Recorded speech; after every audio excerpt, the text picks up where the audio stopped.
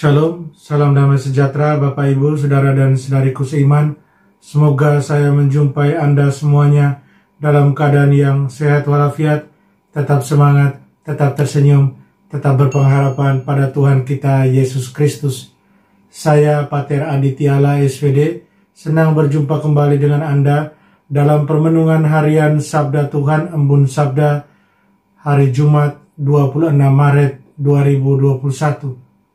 Saudara dan saudariku seiman, hari ini saya ajak Anda untuk merenungkan soal menampilkan jati diri kita sesungguhnya sebagai pengikut-pengikut Kristus.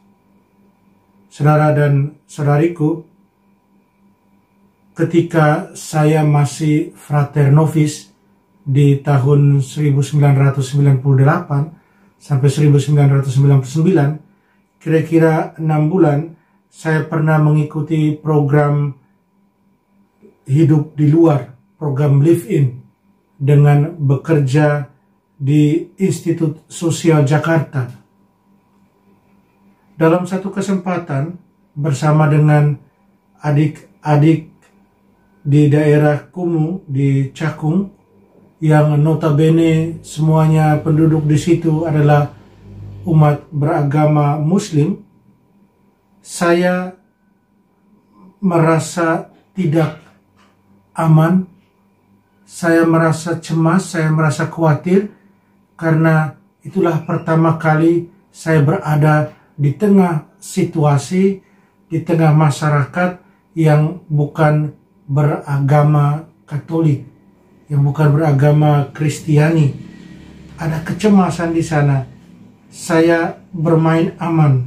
Saya tidak menunjukkan siapa saya sebenarnya, identitas saya sebagai seorang Kristiani.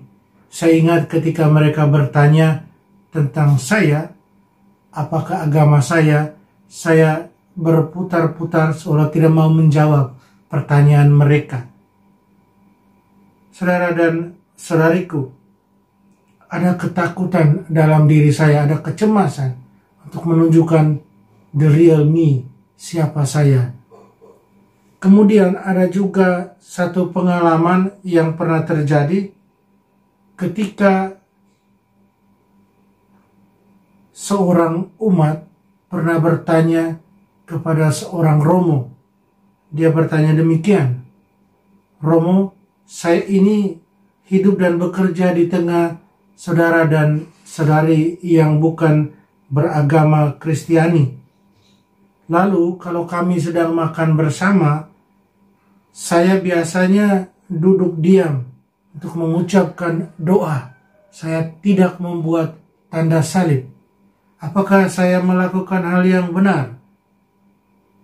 Lalu Romo itu menjawab demikian, "Tenang saja, Tuhan kita mengerti apa yang sedang terjadi dalam diri kita.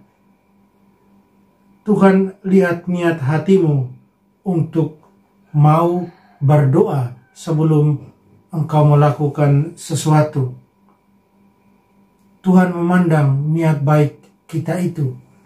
Saudara dan saudariku seiman, pengalaman pribadi saya dan apa yang dialami oleh umat tersebut dan Romo tersebut dalam cerita di atas tampak jelas bahwa kami mengambil sikap yang sama, yaitu mencari posisi aman.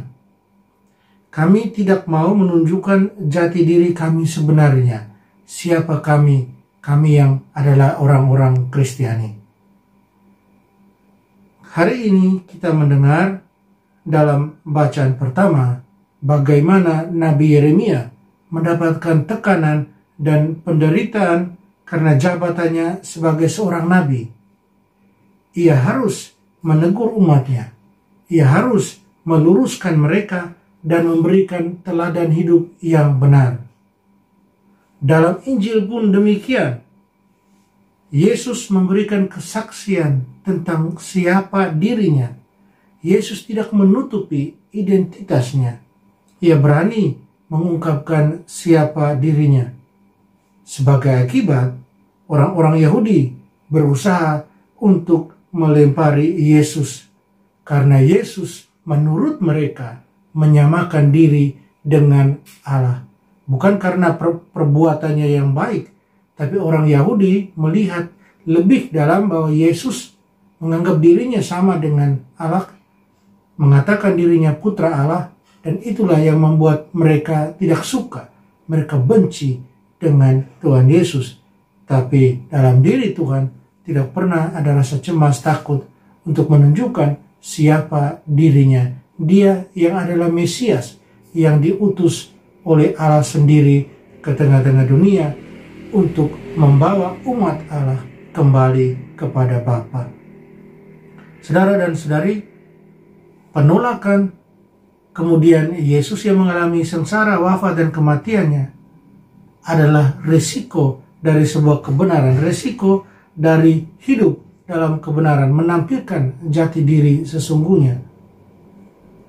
Saudara dan saudari, mari di akhir-akhir persiapan kita dalam berpartisipasi aktif dalam sengsara wafat Tuhan serta pasca Tuhan dalam kebangkitannya, kita semakin menunjukkan dengan lebih berani dan penuh keyakinan jati diri kita yang sebenarnya.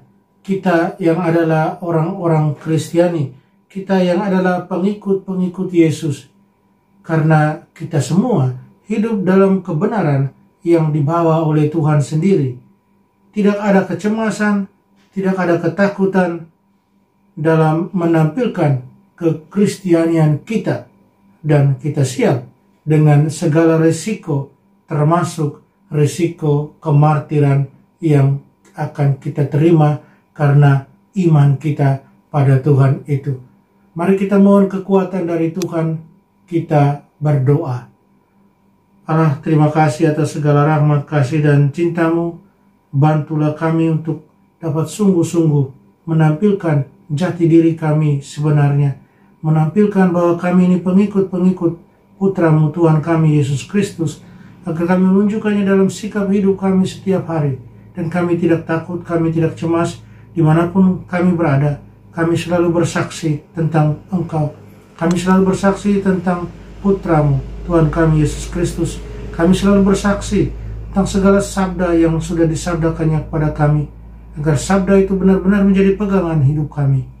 Tolonglah kami, bantulah kami selalu. Amin. Mari kita mohon berkat dari Tuhan. Tuhan serta-Mu, kita sekalian, semua orang yang kita sayang, yang kita kasih, segala usaha, rencana, dan kerja kita dilindungi, dibimbing, dan diberkati Allah yang Maha Kuasa, Bapa dan Putra dan Roh Kudus. Amin.